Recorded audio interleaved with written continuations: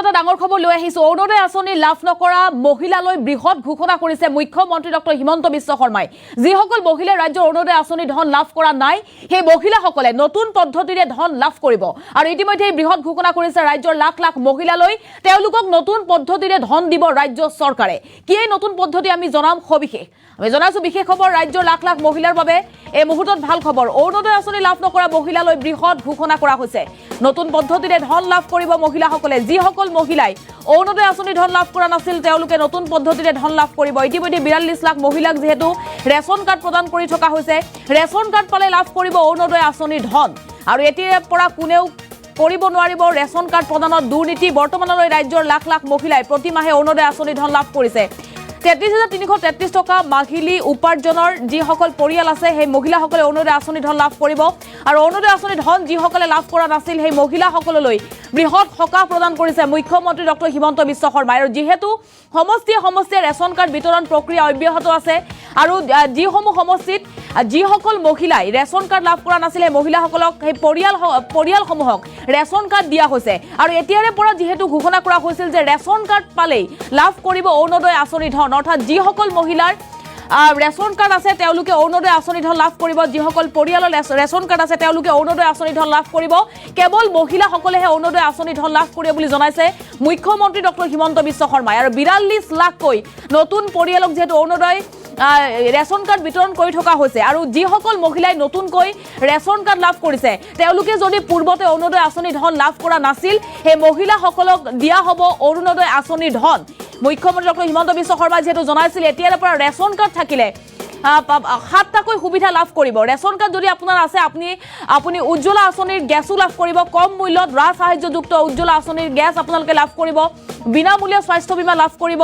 5 লাখ টকা পৰ্যন্ত বিনামূলীয়া স্বাস্থ্য বীমা যিহেতু দিয়া হয় প্ৰতিগৰাকী ৰেচন কাৰ্ড ধাৰকক। ইয়াৰ লগতে দুৰ্ঘটনা বীমা লাভ কৰিব। অৰুণোদয় আঁচনি ধনো লাভ কৰিব বুলি জনাইছে মুখ্যমন্ত্ৰী ডক্টৰ হিমন্ত বিশ্ব শৰ্মাই। গতিকে এই মুহূৰ্তত যিসকল মহিলাই অৰুণোদয় আঁচনিৰ ধন লাভ কৰা নাছিল, সেই মহিলাসকলক এই নতুন পদ্ধতিৰে অৰুণোদয় আঁচনি ধন দিয়া হ'ব। অৰ্থাৎ ৰেচন কাৰ্ড থাকিলে লাভ কৰিব অৰুণোদয় আঁচনি ধন। কি কৈছিল মুখ্যমন্ত্ৰী ডক্টৰ হিমন্ত বিশ্ব শৰ্মাই, শুনক মন্তব্য।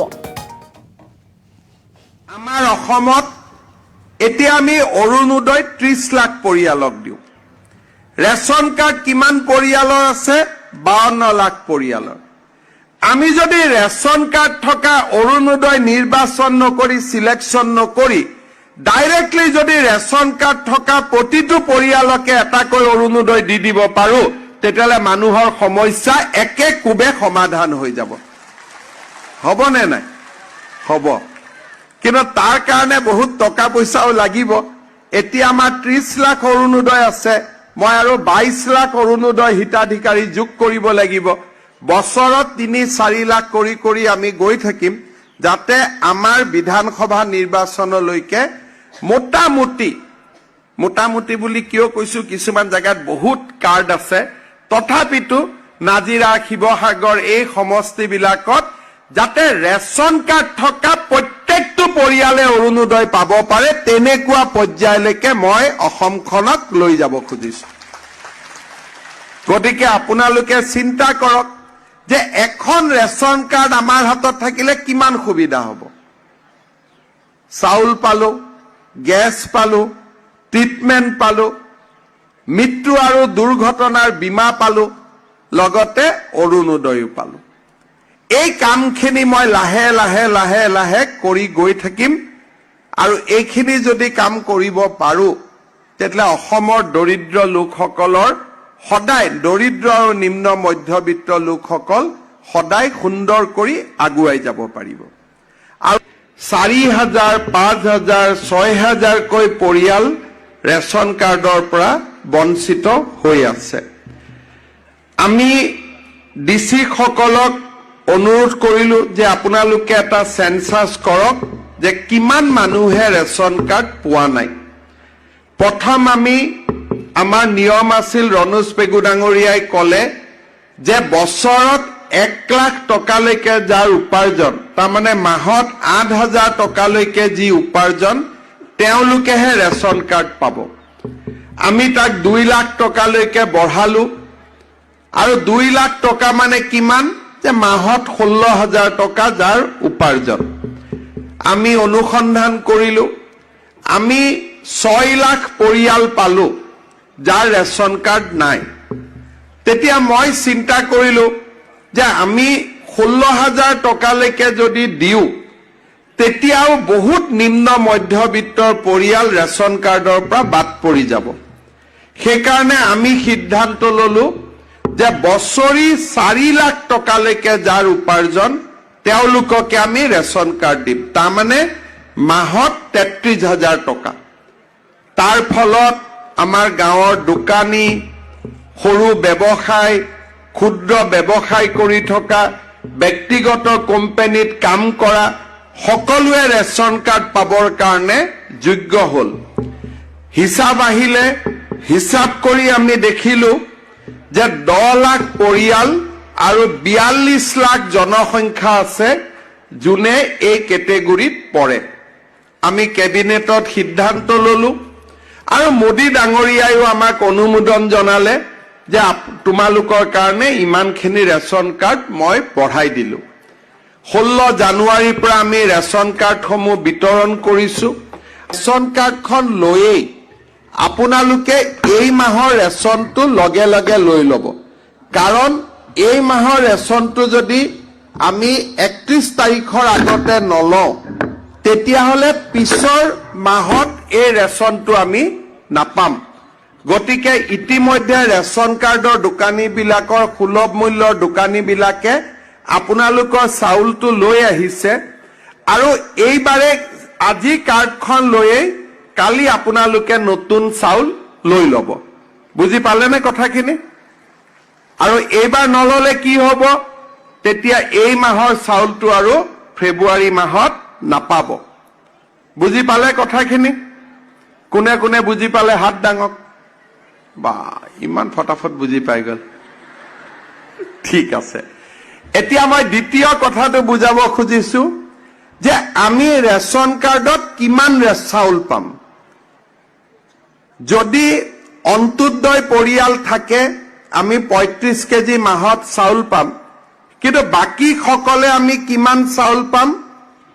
প্ৰত্যেক ব্যক্তিৰ বিপৰীতে 5 কেজি। তাৰমানে ঘৰত যদি 5জন ব্যক্তি আছে, ৰেচন কাৰ্ডত যদি 5 জনৰ নাম উঠিছে আমি 25 কেজি চাউল পাম। ৰেচন কাৰ্ডত যদি 4 জনৰ নাম উঠিছে আমি 20 কেজি চাউল পাম। ৰেচন কাৰ্ডখনত যদি 6 জন মানুহৰ নাম উঠিছে একেটা পৰিয়ালৰে আমি 30 কেজি চাউল পাম। তাৰমানে সকলোৱে একে চাউল আমি নাপাওঁ, জনসংখ্যা অনুসৰি আমি চাউল পাম। 2 জন থাকিলে 10 কেজি, 3 জন থাকিলে 15 কেজি, 4 জন থাকিলে 20 কেজি, 5 জন থাকিলে 25 কেজি। এতিয়া এই কথাটো মই কিয় কৈছো? মই যেতিয়া গাঁওবিলাকত যাওঁ তেতিয়া মানুহে মোক কয়, ছাৰ চাউলবিলাক দোকানীবিলাকে কাটি ৰাখে। তাৰমানে আপোনালোকে পিঠা দেখিছে নহয়, পিঠা এখন যেনেকে টুকুৰ টুকুৰ কৰি অলপ অলপ মানুহে খাই থাকে, তেনেকে আমাৰ বহুত ৰেচন কাৰ্ডৰ দোকানী আছে 5 কেজি চাউল দিব লাগে, 4 কেজি দিয়ে, 4.5 কেজি দিয়ে, অলপ অলপ টুকুৰ টুকুৰ কৰি কাটি ৰাখে। ইয়াতেও ৰাখে নেকি? ৰাখে যদি হাত চাপৰি এটা বজাই দিয়ক তেওঁলোকৰ কাৰণে। আৰু डीसी साहब आपका तो काम बढ़ गया है, अभी सब लोग बोल रहे हैं राशन कार्ड में पूरा 5 केजी नहीं मिलता है। हसाने मिसा कथा दो। अच्छा किमाने 5 केजी को नापाय, किमानर चाउल काटी रखे हाथ डांगक। पुराना मानुखिनी खुदिछु, नतुन खिनिये तो एबार पा गम पाबोहे। पुराना खिनिये किमानर काटी रखे दোकानी बिलाके अलप अलप करी।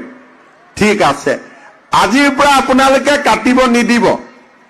পৰিয়ালৰ এজন মানুহৰ নামত 5 কেজিকৈ চাউল নৰেন্দ্ৰ মোদীয়ে পঠায়।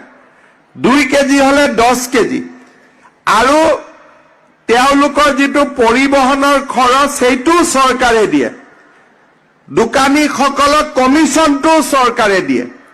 সেইকাৰণে চাউল আমাক পুৰা দিব লাগিব। বুজি পালেনে? পালে? ঠিক আছে, পালে যদি হাত চাপৰি এটা বুজাই দিয়ক। এতিয়া মই দ্বিতীয় কথাটোলৈকে আহিছো।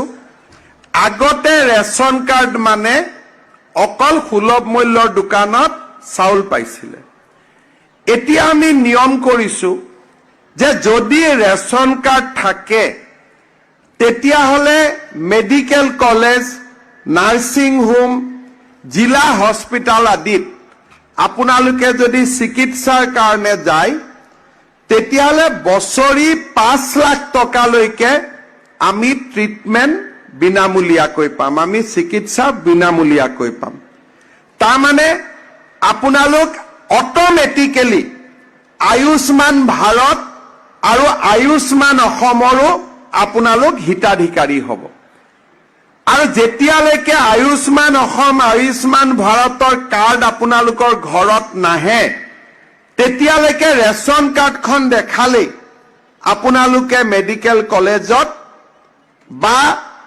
জিলা হস্পিটালত বা নিৰ্দিষ্ট নাৰ্ছিং হোমত আপোনালোকে 5 লাখ টকালৈকে বিনামূলীয়া চিকিৎসাৰ সুবিধা পাব কাৰণ আজিৰ পৰা তাৰ কম্পিউটাৰত আপোনালোকৰ পৰিয়ালৰ সকলোৰে নাম লিপিবদ্ধ হ'ল কাৰ্ডখন আহি পাওঁতে অলপ সময় ল'ব কিন্তু হস্পিটালত গ'লে লগত ৰেচন কাৰ্ডখন লৈ যাব হস্পিটালত যদি আপোনালোকৰ এডমিশন হয় কাৰ্ডখন দেখুৱাৰ লগে লগে বছৰি 5 লাখ টকালৈকে আপোনালোকে বিনামূলীয়া চিকিৎসা আপোনালোকে লাভ কৰিব পাৰিব এইটো হ'ল ৰেচন কাৰ্ডৰ লগত দ্বিতীয় সুবিধা তৃতীয় সুবিধাটো কি আছে যে ৰেচন কাৰ্ড যোনে পায় তেওঁলোকে উজ্জ্বলা গেছো পাব উজ্জ্বলা গেছ পাওঁতে কি হয় যে প্ৰথমতে আমি ষ্টোভ এটা ফ্ৰী পাম প্ৰথমতে আমি গেছৰ চিলিণ্ডাৰ ফ্ৰী পাম কিন্তু তাতকৈ ডাঙৰ কথা যে আজি বজাৰত এটা গেছৰ চিলিণ্ডাৰৰ দাম 900 টকা কিন্তু উজ্জ্বলাৰ যদি হিতাধিকাৰী হয় তেতিয়ালে আপোনালোকে চিলিণ্ডাৰটো 600 টকাত পাব তাৰমানে প্ৰত্যেক মাহত আপোনালোকে 300 টকাকৈ গেছৰ চিলিণ্ডাৰ কমত পাব ৰেচন কাৰ্ডখন পালে কি কি লাভ হ'ল মই আপোনালোকক হিচাপ কৰি দিলো এটা হ'ল যে আমি 5 কেজিকৈ চাউল প্ৰত্যেক পৰিয়ালৰ সদস্যৰ নামত আমি পাম এইবাৰৰ পৰা পাম দ্বিতীয়তে ৰেচন কাৰ্ডখন দেখুৱালে আমি আয়ুষ্মান ভাৰত আয়ুষ্মান অসমৰ হিতাধিকাৰী হ'ম তাৰমানে 5 লাখ টকাকৈ আমি হস্পিটালত বিনামূল্যে আমি চিকিৎসা ল'ব পাৰিম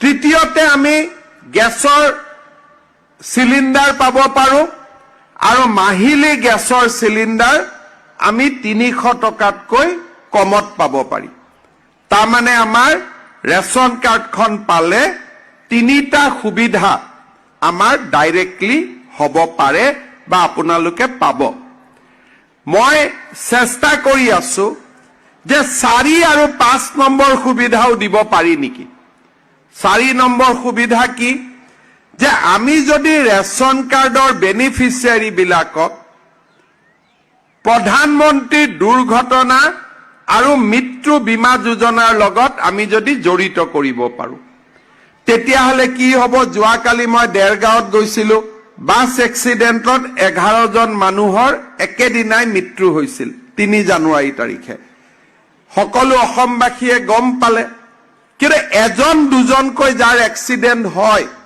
মানুহে গম নাপায় পৰিয়ালটোৱে মৃত্যুৰ পিছত ব্যক্তিজন মৃত্যুৰ পিছত একো সুবিধা নাপায় চিকিৎসাৰ কাৰণেও সুবিধা নাপায় আৰু কেতিয়াবা বেমাৰ আজাৰত পৰিয়ালৰ মুৰব্বী গৰাকীৰ মৃত্যু হলেও পৰিয়ালটোৱে একো সুবিধা নাপায় সেইকাৰণে আমি চেষ্টা কৰিছো যে ৰেচন কাৰ্ড থকা পৰিয়ালটোৰ ইনকাম কৰা জীৱিকা থকা ব্যক্তিজনক আমি বিনামূলীয়াকৈ দুৰ্ঘটনা আৰু মৃত্যুৰ বীমা কৰাই দিয়া যাতে বিপদৰ সময়ত আপোনালোক সদায় সুৰক্ষিত হৈ থাকিব পাৰে এইটো হল আমি ৰেচন কাৰ্ডৰ চতুৰ্থ সুবিধা দিব খুজিছো অলপ সময় লাগিব কিন্তু আমি লাহে লাহে এইটো কৰিম পঞ্চমতে আমাৰ অসমত এতিয়া আমি অৰুণোদয় 30 লাখ পৰিয়ালক দিওঁ ৰেচন কাৰ্ড কিমান পৰিয়ালৰ আছে? 52 লাখ পৰিয়ালৰ।